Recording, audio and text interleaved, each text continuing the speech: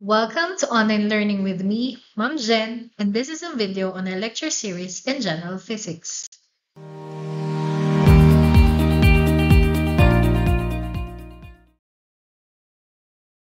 The topic for this video is about the applications of the laws of motion, particularly the first law of motion. Remember that the first law of motion states an object at rest stays at rest and an object in motion stays in motion with the same speed and direction unless acted upon by an external force. Now, in this video, we will be doing some problem solving, so have your calculators ready with you. Now, the concept of static equilibrium is a direct application of the Newton's first law of motion. It describes a state where an object remains at rest or in constant motion because the net force acting on it is zero. Essentially, the forces acting on the object are balanced, resulting in no acceleration. There are two conditions for static equilibrium. So first, the net external force must be equal zero, and the net external torque must be equal to zero. So for this video, our focus would be the first condition wherein we would be highlighting the net external forces acting on the object. Let's try solving our first problem.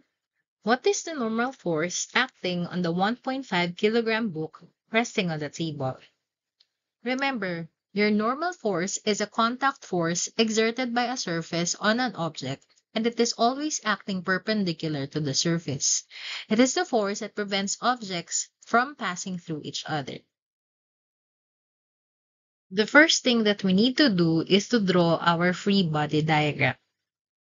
Okay, so we now have the book and we now have arrows going up and going down. So these refers now to the different forces acting on the book.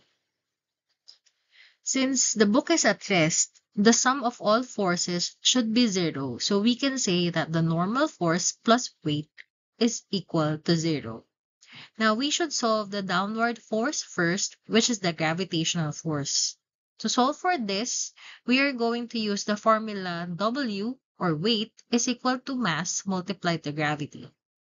So in this case, I have now 1.5 kilogram as the mass multiplied to 9.8 meters per second squared, and my gravitational force is 14.7 kilogram meter per second squared, or simply 14.7 newtons with a direction of downward. Or we could say that it is negative 14.7 newtons. Next, we compute for the normal force with the direction going upward. Since the book is at rest and on a horizontal surface, the normal force balances the weight.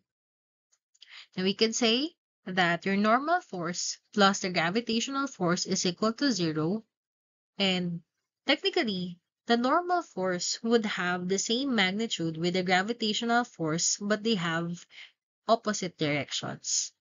So, our normal force would be 14.7 newtons. Now let's proceed to sample problem number 2. A 25 kilogram tire is hung in a rope. What is the weight and tension on the rope? So here is a diagram of our problem, and let's recall the formula for tension. So tension can be expressed as mass multiplied to gravity plus minus mass multiplied to acceleration, or simply T is equal to M multiplied to G plus minus acceleration. Now, in this situation, the tire is not moving, hence, we're just going to use the formula T is equal to mass multiplied to gravity. Now, again, for the solution, we have our free body diagram. And remember that the tension force is the upward force opposite to the weight. So the first thing that we need to do is get the force due to gravity. So we have the formula Fg is equal to mg. And we multiply now the mass, which is 25 kilograms, to 9.8 meters per second squared. Now, the force due to gravity is 245 newtons. Now, to get the tension on the rope, Again, we will be using the formula T is equal to mg. So we still have, technically, again, the same solution. So that would be 25 kilograms times 9.8 meters per second squared. So the tension now in the rope is 245 newtons. So as you can see, the gravitational force and the tension on the rope would be canceling out. For our next problem, solve for the tensions on the strings used to support the 2.4 kilogram portrait on the wall.